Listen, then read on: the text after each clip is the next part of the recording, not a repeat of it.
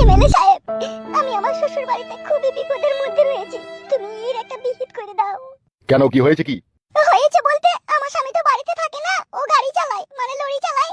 লরিতে কাজ করে 10 দিন 15 দিন পর একবার করে বাড়ি আসে। তা কি হয়েছে? ভালো তো সেটা। সবই ভালো, আর এই ভালোর ভিতরে এমন একটা জিনিস লুকিয়ে রয়েছে যা আপনাকে না বলে আর থাকতে পারছি না। আরে প্যাঁচাল কথাবার্তা না বলে কি হয়েছে খোলাখুলি বলো, আমাদের আবার হাতে সময় খুব কম। হে চুপবে, কাদা কপাইলি ছোঁড়া, হাতে সময় যাই লাগুক কথাই আর শুনতে হবে, তুই বুঝতে পারছিস না কেন? ঠিক আছে তাহলে শোনো। বলো কি হয়েছে বলো। হয়েছে বলতে কি, আমার শ্বশুর ঠাকুর কুকুর বেটা পরশুদিনকে রাত্রে দুটো পকোড়া আর একটা এগ রোল এনে দিল। তাই নাকি? তখন রাত 9টা 9:30 বাজবে। দি তারপর পকোড়া খেলে নাকি তুমি? পকোড়া কি খাবো, পকোড়া যেই